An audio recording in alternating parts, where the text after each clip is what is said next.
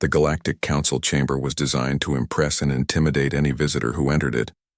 Built from shimmering alloys mined from dying stars, its walls pulsed faintly with the soft light of distant suns. Within it sat representatives of over 2,000 sentient species, each gathered around a central dais where the latest species to join the galactic community would present their case for membership.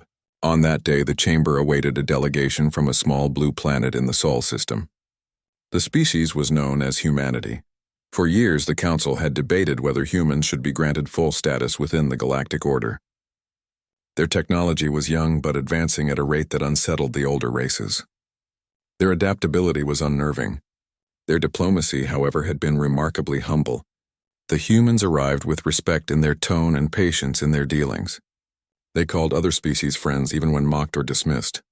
They helped in crises without asking for repayment. They were, as many noted, a polite and cooperative people. That politeness was about to end. The human ambassador entered the chamber, a tall man named Daniel. He walked with calm steps, eyes scanning the crowd. Behind him were 5 officers of Earth's defense fleet, all in formal uniforms. Their presence was not usual for a diplomatic session, but the Council overlooked it, believing it a gesture of ceremony. The Council chair, a being of translucent form known as the Arbiter, greeted him with practiced grace and invited him to speak. Daniel bowed slightly. His voice carried across the chamber with the precise rhythm of someone who had rehearsed diplomacy countless times. He thanked the Council for their patience and for allowing humanity to stand before them once again. He spoke of progress, of cooperation, of shared futures among the stars. His words were measured and kind. For a moment, the chamber believed this would be another routine petition. Then the Arbiter interrupted. "Ambassador of Earth," it said in a voice that resonated through every translator. "Before this session continues, the Council must address an incident that occurred 3 cycles ago in the Helix sector. Reports confirm that a human fleet destroyed an observation outpost belonging to the Varn Confederacy. Over 9,000 lives were lost. The Council demands an explanation." A murmur spread through the chamber. Daniel did not flinch. His expression remained calm, but those who studied human behavior might have noticed the faint tightening of his jaw.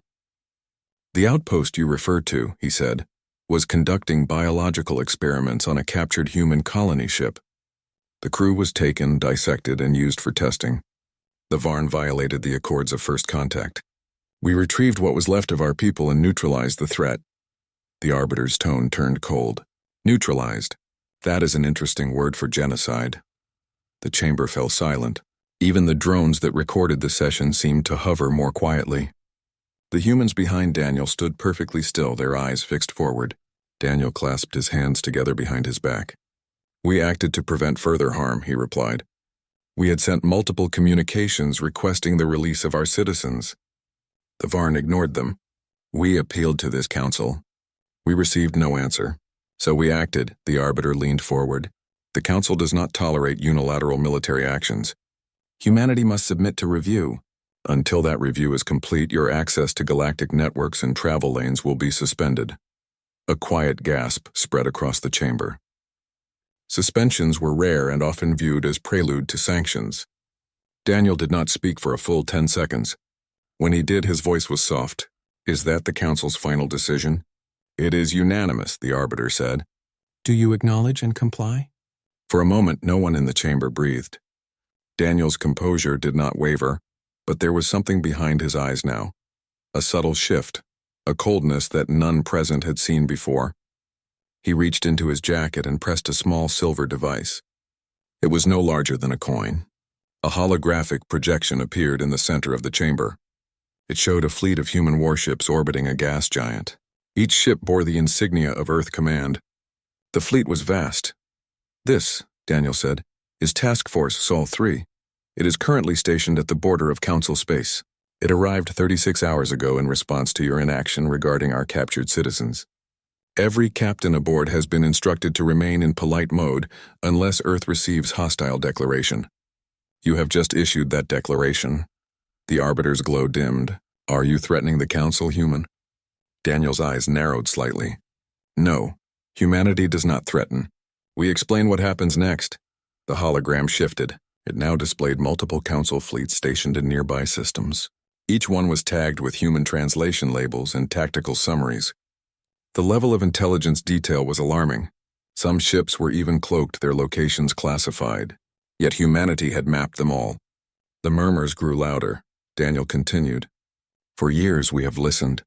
We have obeyed your rules. We have smiled while being insulted. We have shared technology while you mocked its simplicity. We have treated every species with respect because that is who we are. But respect is not submission. Courtesy is not weakness. When one of ours was taken, we asked for help. We waited. We believed in your justice. We were wrong. The Arbiter's voice trembled, though it tried to maintain control. You would bring war to the entire council for a single incident? Daniel shook his head slowly. Not for an incident. For the principle that our people are not prey. A sudden vibration pulsed through the chamber floor. Several delegates looked around in confusion. One of the human officers whispered something into a communicator. A moment later, the walls of the chamber shimmered with interference. The Arbiter demanded to know what was happening, but Daniel only stepped aside as a new holographic feed replaced the council insignia. It showed the outer perimeter of council space. A formation of human ships was there, engines glowing like distant suns. Their number exceeded anything the council had ever recorded from a species as young as Earth. Polite mode is now deactivated, Daniel said. The room erupted in noise. Delegates shouted in panic. Some demanded to call for immediate defense. Others begged for negotiation. But before the council could issue a single coordinated command, the hologram shifted again. Now it showed transmissions from multiple sectors. Every human ship had broadcast a simple message across all frequencies. To all council fleets, do not engage. Do not interfere. Stand down and survive. The Arbiter tried to speak, but Daniel raised a hand. We are not here to destroy, he said. We are here to remind. A voice from the crowd shouted. Remind us of what? Daniel's gaze turned toward the speaker. Remind you that humanity is polite by choice. The weight of that sentence sank through the chamber like gravity itself. For centuries, the elder races had viewed humans as the new children of the stars. They had admired their curiosity, but dismissed their strength. They had never seen what happened when humanity's restraint was removed. In the following hours, council outposts reported hundreds of human vessels disabling surveillance networks. No shots were fired. No lives were lost.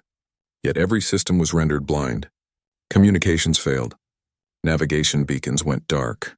It was as though the humans had quietly switched off entire segments of the galaxy. The precision was surgical, the message unmistakable. Inside the chamber, the council scrambled to reassert control. The Arbiter accused humanity of destabilizing the peace. Daniel remained silent until every accusation had been spoken. Then he said, Peace is not the absence of war. Peace is the presence of respect. The Arbiter's glow dimmed further. What do you want?